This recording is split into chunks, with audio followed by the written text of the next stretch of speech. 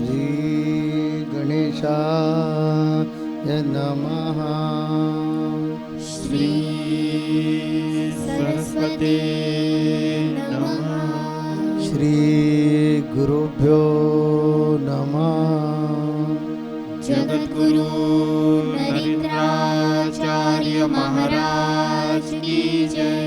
सद्गुरु काड सिद्धेश्वर महाराज की जय। संत शिरोमणि गजानन महाराज की जय। आद्य जगद्गुरु रामानंदाचार्य महाराज की जय। सियावल्लभ रामचंद्र की जय।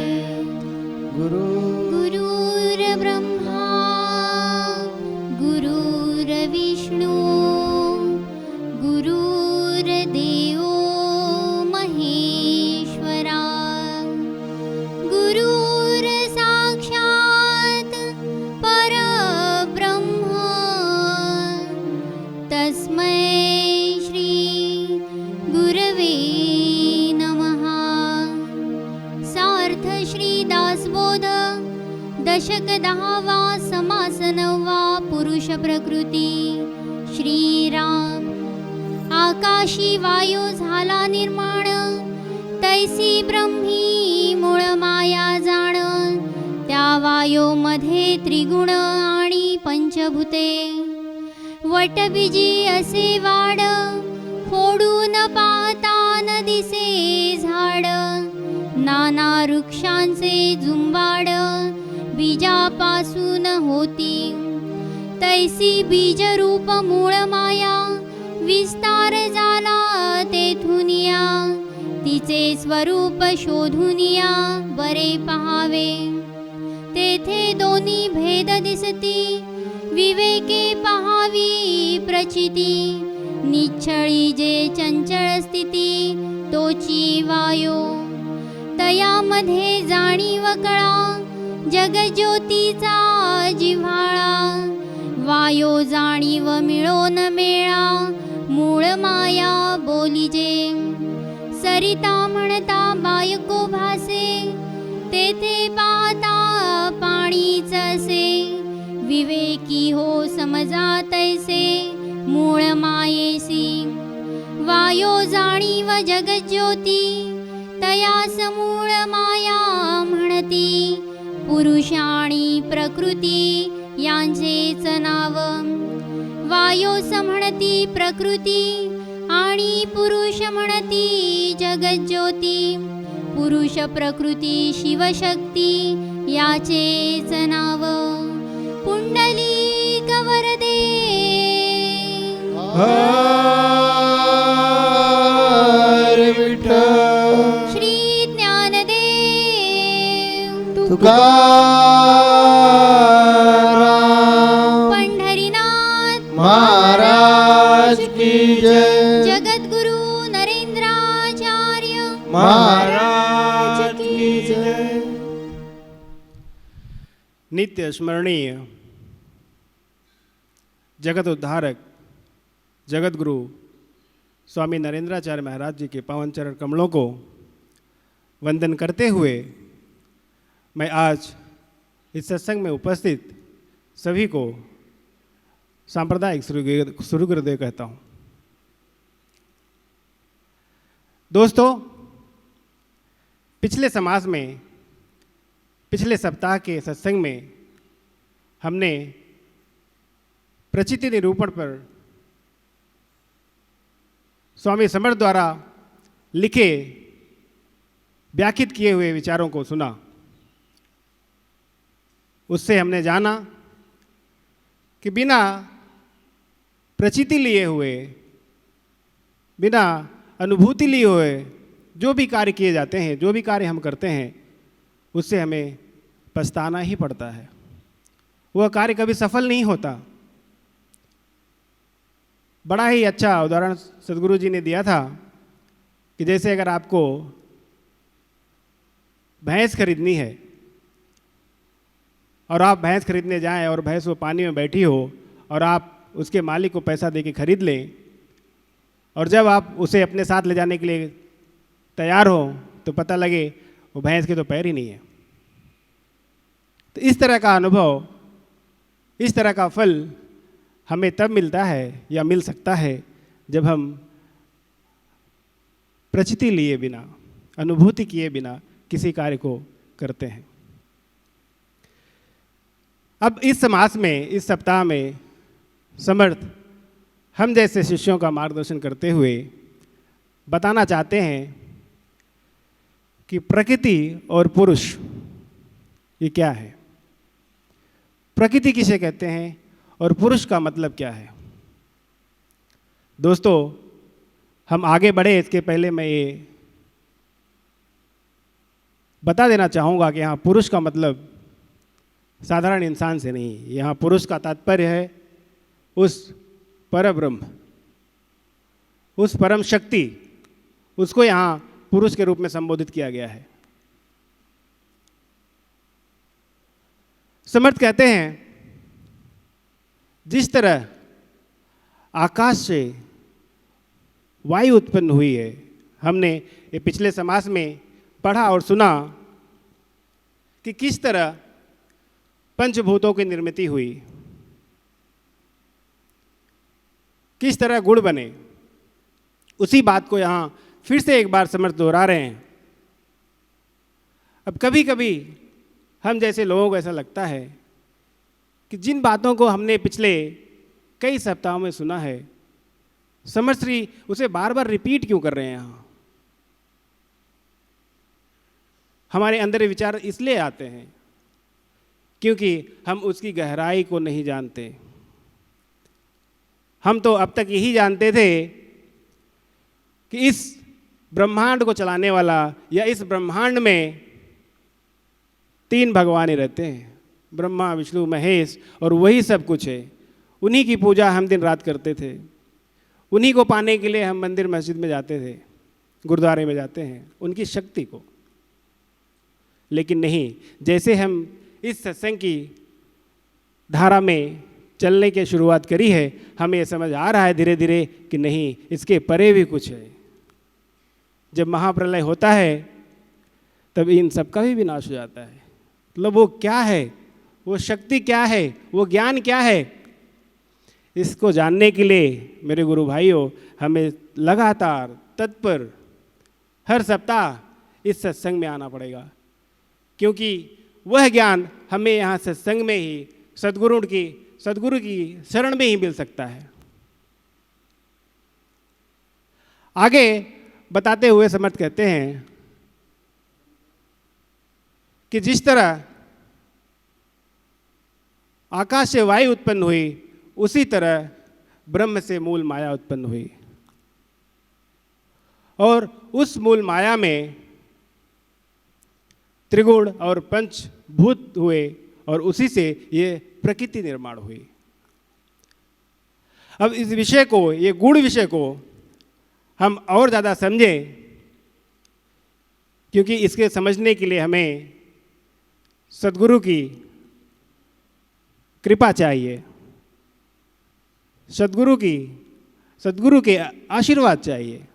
देखिए, समर्थ इस समास में अंततः लिखते हैं कि अगर आप इस सृष्टि को, इस पुरुष को, ब्रह्म को सही तरीके से जानना चाहते हैं, समझना चाहते हैं, तो उसके लिए आपको सत्संग जाना पड़ेगा, सत्संग ढूंढ के जाना पड़ेगा। ढूंढो कहाँ है सत्संग, और जाओ वहाँ, सद्गुरु की शरण जाओ। ये लिखा हुआ है समर्थ ने। क्यों लिखा समर्थ ने इसको? क्योंकि मेरे भाइयों, इसके अलावा और कोई तरीका नहीं है वो समझने के लिए कि अब तक जो हम समझते थे कि ब्रह्म से माया, माया से त्रिगुण, त्रिगुण से पंचभूत, पंचभूत से अष्टधा, इतना ही समझे थे। लेकिन इस समास में बता रहे हैं कि जो माया है, माया के अंदर भी वायु है, उसमें चेतन शक्ति है। उस मूल माया के वायु और चेतन शक्ति के मिश्रण से इस सृष्टि का निर्माण हुआ है, जिसे वायु और चेतना, वायु को यहाँ पे सृष्टि का रूप दिया गया है, सृष्टि के लिए संबोधित किया गया है। और जो चेतन शक्ति है, जो जगत ज्योति है, जिससे पूरा संसार चलित है, जिससे सभी प्राणी जीवित हैं, उसको पुरुष कहा गया, शिव कहा गया। शिव और शक्ति का भी वर्णन किया उन्होंने कि शिव वो पुरुष है, शक्ति ये ब्रह्मांड है, ये प्रकृति है। क्योंकि जिस तरह एक बीज में, वट के बीज में, छोटा सा बीज, उसके अंदर वट का वृक्ष कितना विशाल होता है, हमने देखा है। क्या हमें वो बीज देख के समझ आता है कि ये वृक्ष इतना विशाल होगा? नहीं देख सकते। जिस तरह सरिता कहने से ऐसा बोध होता है कि किसी स्त्री को हम संबोधित कर रहे हैं, लेकिन नहीं, देखने पर लगता है पानी है। पानी को भी सरिता कहा जाता है। ये सब देह बुद्धि के भ्रम हैं, लेकिन अगर इसकी असलियत, अस्तित्व को समझना है तो हमें सदगुरु के पास ही जाना पड़ेगा। वही समझा सकते हैं कि ये फर्क क्या है दोनों में। इस ब्रह्मांड में कहने के लिए मूलतः तीन तत्व हैं, जीव, जगत और जगन्नाथ। इन तीनों को समझने के लिए मेरे दोस्त, मेरे भाइयों, हम सक्षम नहीं हैं। हम तभी समझ सकते हैं जब हम सदगुरु की शरण जाएंगे, क्योंकि वो हमारी सभी समस्याओं का समाधान बताते हैं। उसे हम आपको एक छोटी सी कहानी के माध्यम से बताते हैं। दो दोस्त रहते हैं, एक आस्तिक रहता है और एक नास्तिक रहता है। जो आस्तिक है वो बहुत ही पूजा पाठ करता है, सत्संग जाता है, सदगुरु किया रहता है और आराम से अपनी ज़िंदगी बिता रहा होता है। और जो नास्तिक है वो कुछ नहीं करता है, मज़े करता है, जो उसके मन में आता है वैसा करता है। फिर दोनों दोस्त बिछड़ जाते हैं, अपने व्यवसाय के कारण अलग अलग जगह चले जाते हैं। और जब 5 साल के बाद दोनों एकत्रित होते हैं, तब उसका जो नास्तिक दोस्त रहता है उसके पास काफ़ी सारा धन आ जाता है, गाड़ियाँ खरीद लेता है, घर खरीद लेता है। और जो आस्तिक दोस्त रहता है वो बेचारा किसी तरह से अपना गुजारा कर रहा होता है, जितना कमाता है उतने खर्च हो जाते हैं। जब कभी थोड़े बहुत पैसे बचा लेता है तो कोई प्रकरण ऐसा आ जाता है उसके जीवन में, वो पैसे भी चले जाते हैं, जमा पूंजी उसके पास रहती नहीं है, परेशान रहता है थोड़ा। तब जब दोनों मिलते हैं तो जब नास्तिक दोस्त उसको देखता है, उसकी हालत में ज़्यादा उसको तब्दीली नहीं दिखती, क्योंकि अगर आपके पास पैसे आ गए, सब कुछ है, तो आपका रहन सहन, आपके हाव भाव बदल जाते हैं। और इस आस्तिक दोस्त का सब कुछ वैसे ही था जैसा 5 साल पहले। तो बड़ी कटाक्ष भाव से कहता है कि भाई तू दिन रात गुरु गुरु, सत्संग सत्संग, सदगुरु सदगुरु करता था, तुझे क्या मिला? मुझे देख, आज मेरे पास क्या है? पैसे है, गाड़ी है, बैंक बैलेंस है। तेरे पास क्या है? तू जैसा था वैसा ही है। तो जो आस्तिक दोस्त रहता है उसके मन में भी थोड़ी सी ऐसे विचार आते हैं कि हाँ, ये जो कह रहा है सत्य है। मैं इतना पूजा पाठ करता हूँ, मैं सत्संग जाता हूँ, लेकिन मेरे अंदर इस तरह के विकास क्यों नहीं हुए? तब वो बोलता है, चलिए आज मैं सदगुरु के पास जाकर इस प्रश्न का जवाब पूछता हूँ कि मेरे साथ ऐसा क्यों हो रहा है। तो नास्तिक दोस्त बोलता है, हाँ मैं भी चलता हूँ। दोनों साथ में जाते हैं, सदगुरु के पास आते हैं, प्रणाम करके बैठते हैं। सदगुरु समझ जाते हैं कि तो ज्ञानी रहते हैं, अंतर्यामी रहते हैं, उनको सब पता है कौन किस लिए आया है। तो सदगुरु के पास आता है, प्रणाम करता और पूछता है कि हे भगवान, आज 5 साल से ज़्यादा हो गए मैं दिन रात आपकी भक्ति करता हूँ, आपके बताए रास्ते पे चलता हूँ। कभी ऐसा नहीं हुआ जब मैंने आपका स्मरण नहीं किया हो। लेकिन मेरी दिनचर्या में, मेरे प्रोफेशन में, व्यवसाय में ज़्यादा उन्नति नहीं हुई। मैं जैसे था वैसे ही हूँ, किसी तरह से अपना गुजारा कर रहा हूँ। लेकिन एक मेरा दोस्त है जो मेरे साथ यहाँ आया है, पहली बार आया है, ये कुछ नहीं करता है, न मंदिर जाता है, न मस्जिद जाता है, न सत्संग जाता है। और ये 5 साल पहले क्या था, 5 साल के बाद देखिए ये कितना धनवान हो गया। तो सदगुरु हंसते हैं और जवाब देते हैं कि बेटा, ये जो तुम्हारा दोस्त है, आज इसके पास कुछ पैसे आ गए, एक गाड़ी आ गई, एक घर आ गया, उसी में संतुष्ट है। पता है इसके नसीब में क्या था? इसके नसीब में राजयोग लिखा था।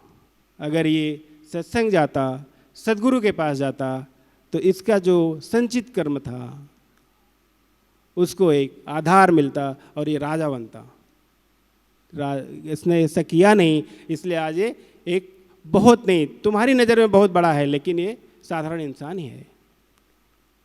दूसरी तरफ तुम जो भक्ति करते थे या कर रहे हो, जो सदगुरु की कृपा तुम पर हुई, उसका फल ऐसा है कि तुम्हारे नसीब में दर दर की ठोकरें खाना लिखी थी। तुम्हारे भाग्य में रोज अपना पेट भरने के लिए भिक्षा मांगने तक की स्थिति जित है। आज तुम सही तरीके से जी रहे हो, तुम्हारे प्रापंचिक जीवन में कोई तकलीफ नहीं है, तुम्हें जितना चाहिए उतना मिल जाता है।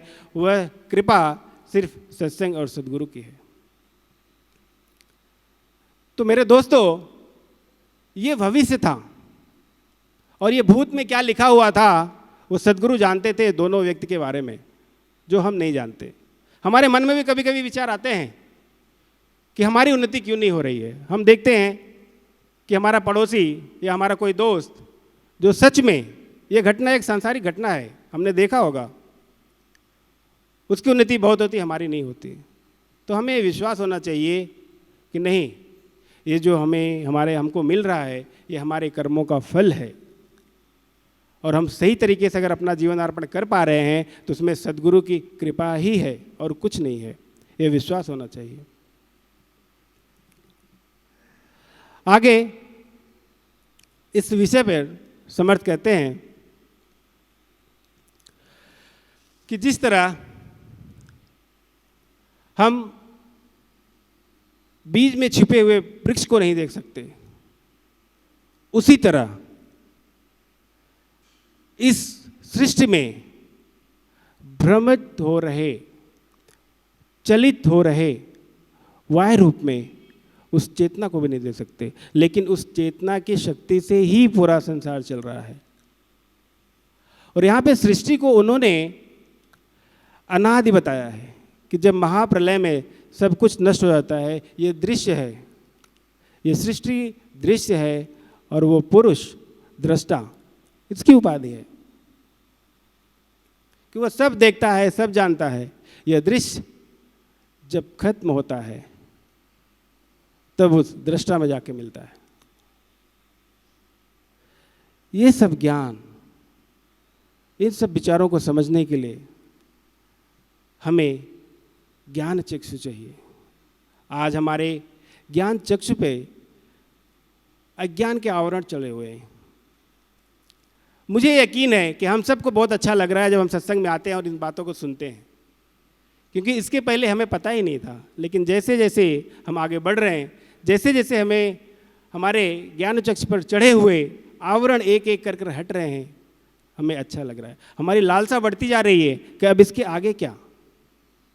ब्रह्म में माया, माया में गुण, गुण में अगर आप आगे चलोगे तो और पढ़ोगे और दिखोगे, सुनोगे कि क्या क्या समावित है।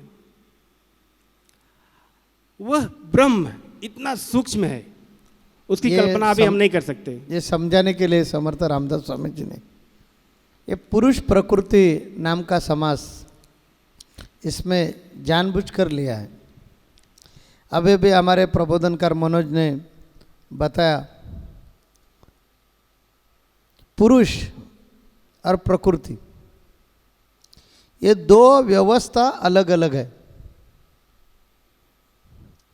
ये दो अवस्था एक चीज से ही बने हैं। चीज इसलिए बोलेंगे क्योंकि उसको समझाने के लिए कुछ ना कुछ संबोधना तो आवश्यक है।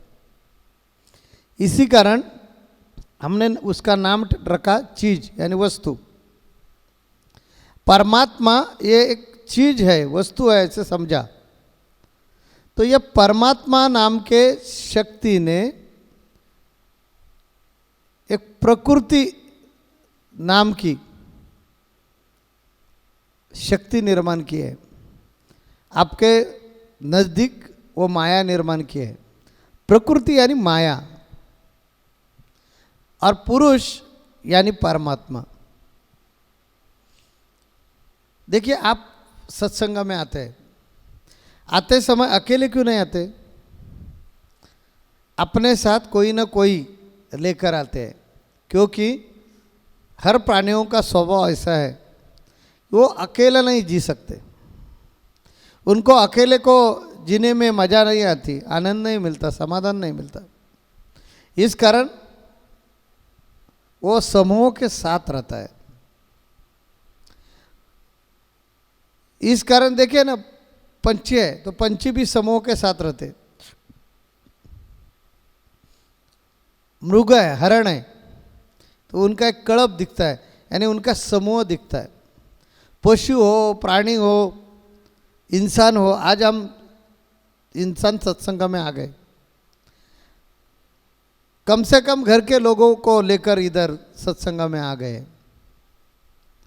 कभी कभी हमारे जो दोस्त लोग रहते हैं उनको लेकर हम आते, परिवार के लोग के साथ आते हैं।